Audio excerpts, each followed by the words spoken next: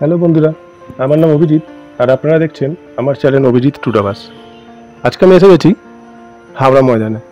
এই হাওড়া ময়দান থেকে যে নতুন মেট্রো স্টেশন চালু হয়েছে সেই মেট্রো ধরেই আমি আজকে যাব ধর্মতলা পর্যন্ত, এবং ধর্মতলা থেকে মেট্রো করে যাব সেন্ট্রাল পর্যন্ত। বাইরে প্রচণ্ড গরম, আর এই গরমের মধ্যে আমি বেরিয়ে গেছি এই ভিডিও করার জন্যে। আসুন এবার আপনাকে ভেতর থেকে দেখাই এই হাওড়া ময়দানের মেট্রো স্টেশনটা।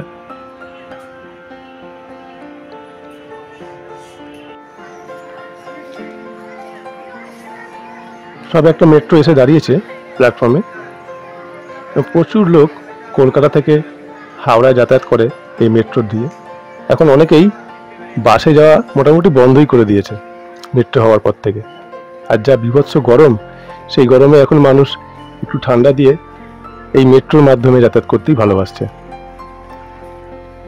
খুব সুন্দর এবং খুব বড় প্ল্যাটফর্মটা হয়েছে।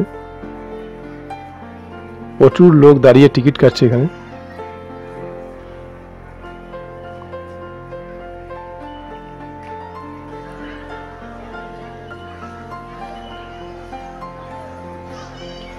একেবারে সুন্দর ঝাঁ চকচকে প্ল্যাটফর্ম, চতুর্দিকটা পরিষ্কার পরিচ্ছন্ন এবং খুব সুন্দর করে ডেকোরেট করা হয়েছে। আমিও এই প্ল্যাটফর্মে প্রথমবার আসছি। আমার তো খুবই ভালো লাগলো। এই হাওড়া ময়দান যে প্ল্যাটফর্ম হয়েছে মেট্রো রেলের, সেটা খুবই সুন্দর করেছে। আপনারাও সুযোগ পেলে একবার অবশ্যই এই রুটে যাতায়াত করে দেখবেন। আর এই রুটের সবচেয়ে রোমাঞ্চকর ব্যাপার হচ্ছে গঙ্গার নিচ দিয়ে মেট্রো রেলের যাতায়াত। দেখাবো সেই ভিডিওটাও।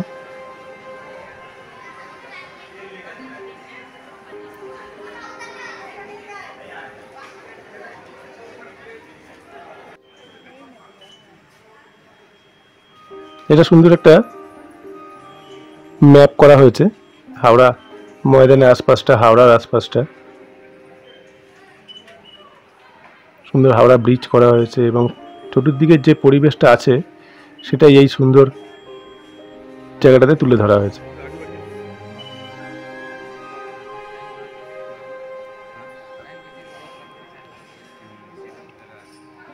এখান থেকে সল্টলেকের মেট্রো চালু হবে, যেটুকু জানলাম যে এটা পুজোর সময় চালু হবে।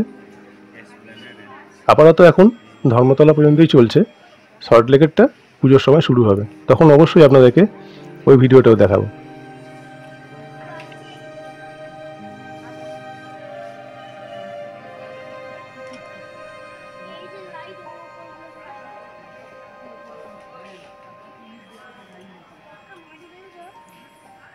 এটা হচ্ছে নদীর নিচ দিয়ে মেট্রোটা কিভাবে একটা চ্যানেলের মধ্যে দিয়ে যাতায়াত করছে সেটাই এখানে দেখিয়েছে, যাতে সবার বুঝতে সুবিধা হয় যে কিভাবে এটা করা হয়েছে জিনিসটা। এই সুন্দর এই নদীর নিচে দিয়ে এভাবে একটা চ্যানেলের মধ্যে মেট্রোটা যাতায়াত করে। চলুন এবার মেট্রোটা ভেতর থেকে দেখাই। হাওড়া ময়দান থেকে যেহেতু আজকে অফিস টাইম নয়, তাই মোটামুটি মেট্রোটা ফাঁকাই আছে।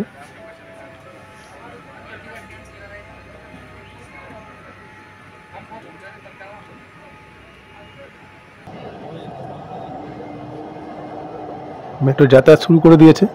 আমরা কিছুক্ষণের মধ্যেই গঙ্গার নিচ দিয়ে আমাদের যাত্রাপথ শুরু হবে। এই ব্লু লাইনের মধ্যে দিয়ে বোঝা যাচ্ছে যে আমরা গঙ্গার নিচ দিয়ে যাচ্ছি। যেহেতু এখানটা একটু অন্ধকার, তাই ভিডিওটা একটু দেখতে অন্যরকম লাগছে। তবে এই ব্লু লাইনটা যত দূর পর্যন্ত যাচ্ছে তত দূরই হচ্ছে আমরা গঙ্গার নিচে আছি। ব্লু লাইনটা শেষ মানে আমরা গঙ্গার নিচ থেকে বেরিয়ে গেলাম। হাওড়া ময়দানের পর হচ্ছে হাওড়া, তারপরেই মহাকরণ। এই হাওড়া আর মহাকরণের মাঝখানেই এই গঙ্গার নিচ দিয়ে লাইনটা আছে।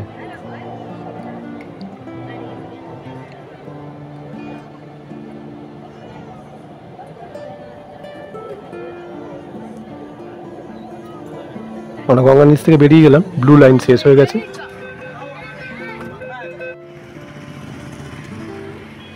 এটা হচ্ছে মহাকরণ মেট্রো স্টেশন। আমি কিছুক্ষণের জন্য একটা ছোট কাজে এই মহাকরণে এসেছিলাম, আবার ফিরে যাচ্ছি মহাকরণ মেট্রো স্টেশনের ভিতরে। সেখান থেকে যাব ধর্মতলা এবং ধর্মতলা থেকে যাব সেন্ট্রাল।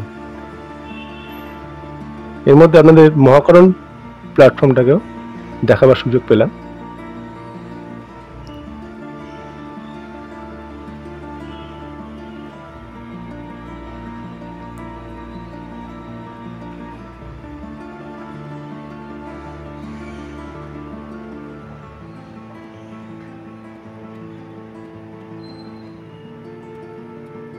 এই চলমান সিঁড়ি না থাকলে হয়তো সাধারণ লোকের নিচে ওঠানামা করতে খুবই অসুবিধা হতো, কারণ অনেকটা নিচে।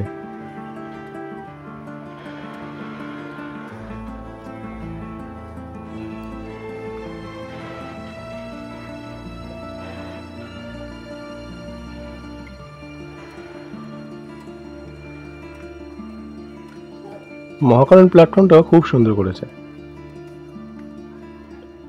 এই প্ল্যাটফর্মটা একদমই ফাঁকা ফাঁকা।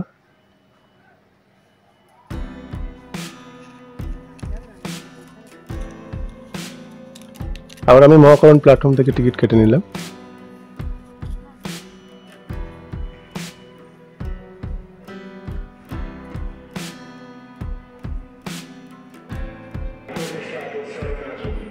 তবে যারা চলমান সিঁড়ি উঠতে নামতে অসুবিধা হয় অনেকেই আছে, তাদের জন্য লিফটের ব্যবস্থা আছে প্রতিটা প্ল্যাটফর্মে। অনেকে অনেক বড় লাগেজ থাকে, তাদের ওই চলমান সিঁড়ি দিয়ে উঠতে নামতে অসুবিধা হয়, তো তারা প্রত্যেকেই চাইলে এই লিফটের সুবিধা নিতে পারেন।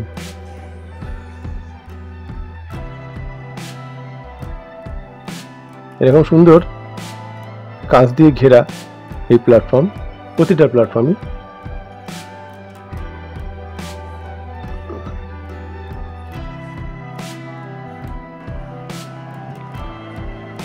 এসে গেছে মেট্রো আমাদের। এই মেট্রো ধরেই আমি যাব ধর্মতলার দিকে।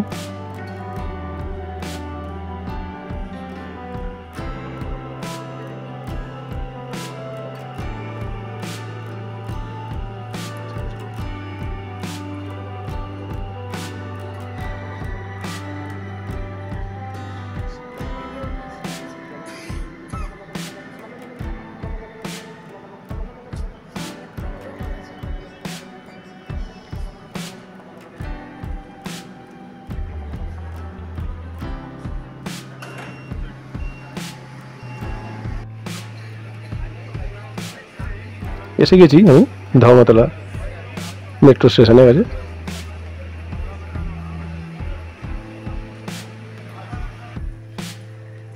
এই ধর্মতলা মেট্রো থেকে, হাওড়া থেকে যে ধর্মতলা মেট্রোর প্ল্যাটফর্ম, সেখান থেকে ধর্মতলা যে ওপরে প্ল্যাটফর্ম আছে, যেখান থেকে আপনারা দক্ষিণেশ্বর বা কবি সুভাষ পর্যন্ত যাতায়াত করা যায়, সেই প্ল্যাটফর্মটা কিন্তু একটু খুঁজতে সময় লাগবে। আপনারা চাইলে বুঝতে পারবেন না হয়তো প্রথমবার এসে, কারণ কোন রাস্তা দিয়ে যাবেন, কোনটা দিয়ে হয়তো গেলে আপনারা বাইরে বেরিয়ে যেতে পারেন।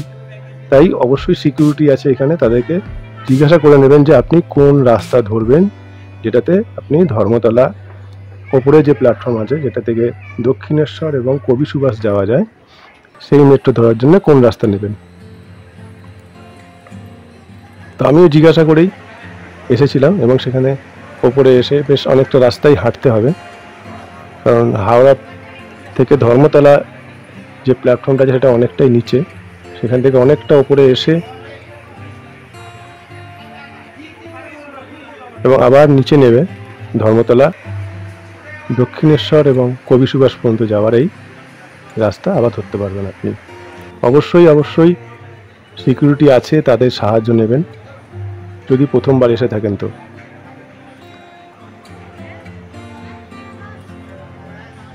অফিস টাইমে তো অনেক ভিড় হয় এই রাস্তাটায়। এই হাওড়া থেকে ধর্মতলা এবং ধর্মতলা থেকে কেউ দক্ষিণেশ্বর বা কবি সুভাষের দিকে যেতে চাইলে এই রুটটা কিন্তু বেশ ভিড় হয়।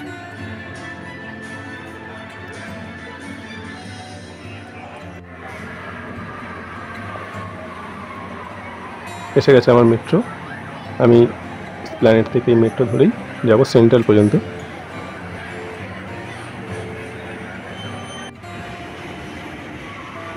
এসে গেছি সেন্ট্রাল প্ল্যাটফর্মে।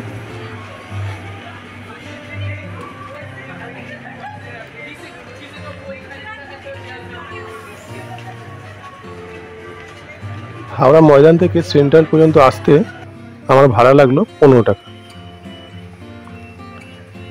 তো বাসে করে এলে অনেক টাকা খরচা পড়তো, সেই তুলনায় অনেক রিজনেবল, অনেক কমফোর্টেবল জার্নি হয়েছে এটা।